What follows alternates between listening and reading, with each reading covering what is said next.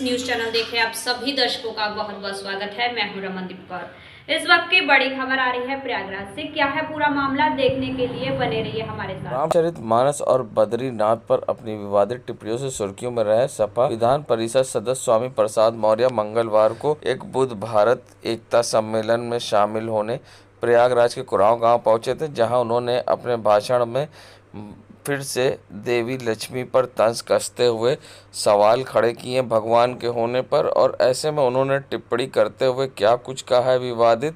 इसी तरह से बीते दिनों भी उन्होंने विवादित टिप्पणी की थी और माफ़ी मांगी थी और फिर से यहाँ बयान दिया है और क्या कुछ कहा है, आइए दिखाते हैं। 8 हाथ वाला, 10 हाथ वाला, 20 हाथ वाला, 1000 हाथ वाला बच्चा आज तक पैदा हुआ ही नहीं, तो 4 हाथ वाली लक्ष्मी कैसे पैदा हो गई?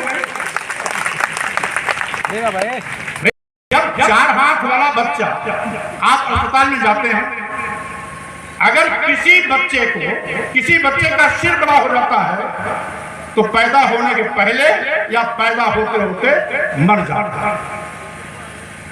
किसी बच्चे के अंदर कभी 6वीं उंगली निकल आती है तो उसको लोग अपशकुन मानते हैं, कहते हैं छंगुआ पैदा हुआ।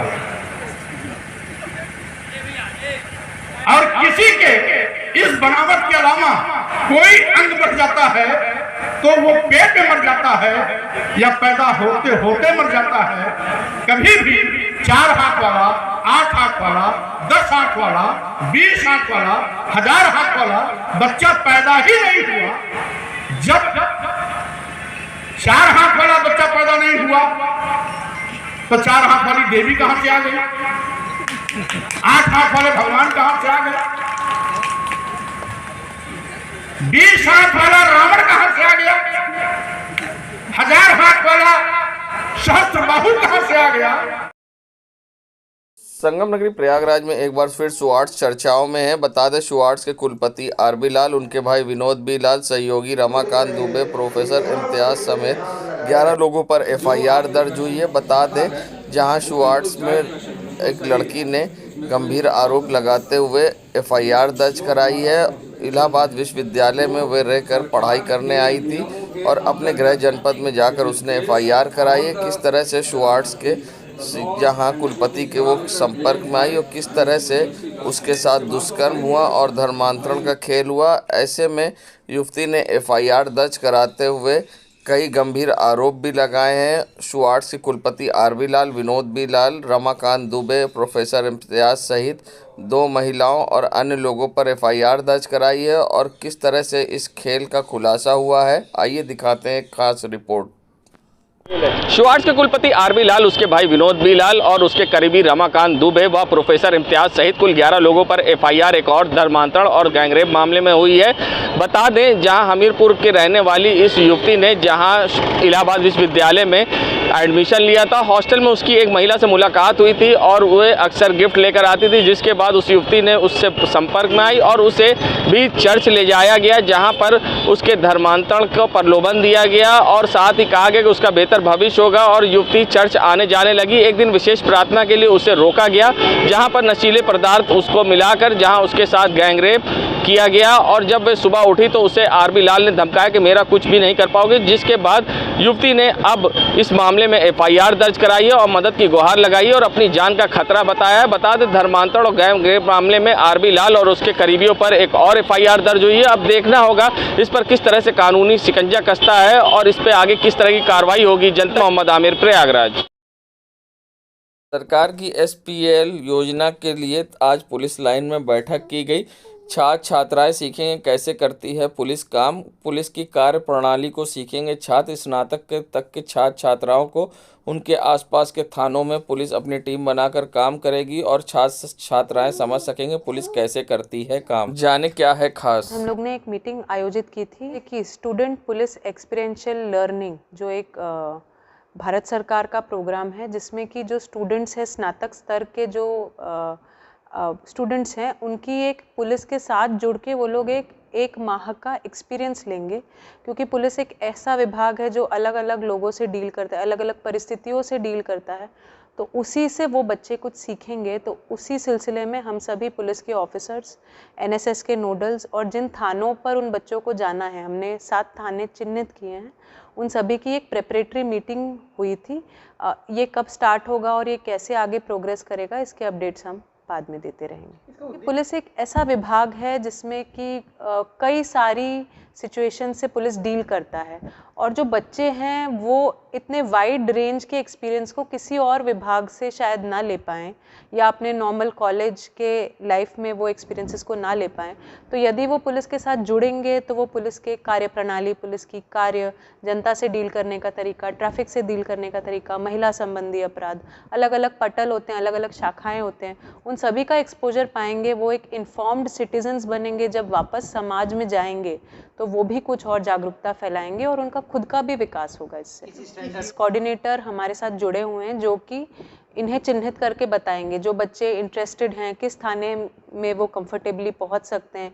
इन सारी चीज़ों को NSS कोऑर्डिनेटर्स चिन्हित करके और हमें उपलब्ध कराएंगे। मैं श्रद्धा पांडे, पुलिस उपायुक्त मुख्यालय।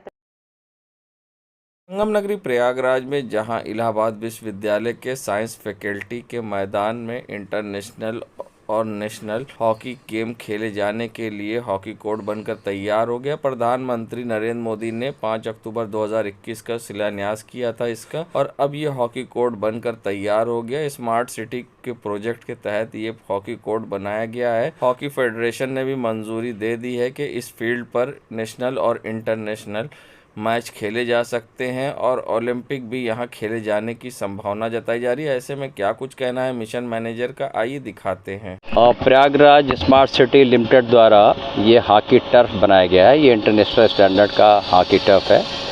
इसको माननीय प्रधानमंत्री जी ने 2021 में इसका शिलान्यास किया था, और इस पर करीब 7 करोड़ रुपए का लागत आया हुआ है।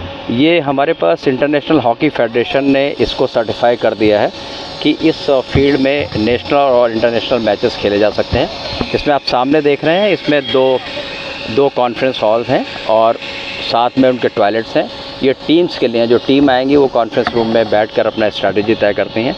और इधर सामने आप देख रहे हैं, ये हमारा VIP एरिया है। ये पूरा पॉन्ड है, इसमें पानी भरा रहेगा और पानी के ऊपर ये VIP सीटिंग होगा। और ये हमारा इंटरनेशनल स्टैंडर्ड का हॉकी टर्फ है। इसको प्रयागराज स्मार्ट सिटी लिमिटेड ने बनाया है। और ये खास ये होगा कि इस एरिया में कोई हॉकी टर्फ नहीं था, बहुत पहले से इसका कमी महसूस किया जा रहा था। और ये हमारे प्लेयर्स, जिस तरह से हमारी हॉकी की टीम ग्रो कर रही है, या अभी हमारे पास 2036 में ओलंपिक की संभावनाएं हैं, तो इस एरिया के लिए, स्टूडेंट्स के लिए, प्लेयर्स के लिए एक बहुत बड़ी फैसिलिटी हमने क्रिएट की है, जो ये कामयाबी की तरफ बढ़ाएगी हमारे देश को, हमारी टीमों को। Hockey this is top class ground. हमारे पास इंटरनेशनल हॉकी फेडरेशन का जो सर्टिफिकेट होता है, आई कैन शो दैट, मैं आपको वो दिखा सकता हूँ। ये सर्टिफिकेट ऑफ फील्ड कंप्लायंस है। ये हमारे लिए ये है, ये देखिए, ये सर्टिफिकेट है। इस पर नेशनल और इंटरनेशनल हॉकी मैचेस खेले जा सकते हैं। मैं SK सिन्हा हूँ, मैं मिशन मैनेजर हूँ प्रयागराज स्मार्ट सिटी में। मैं अक्सर अपने रेस्क्यू को लेकर चर्चा में रहने वाले अंकित टार्जन ने एक बार फिर से विशाल अजगर को पकड़ा है। बता दें, ये अजगर करीब 50 किलो का है और इसने कई जानवर, कुत्ते के बच्चों को भी खा लिया।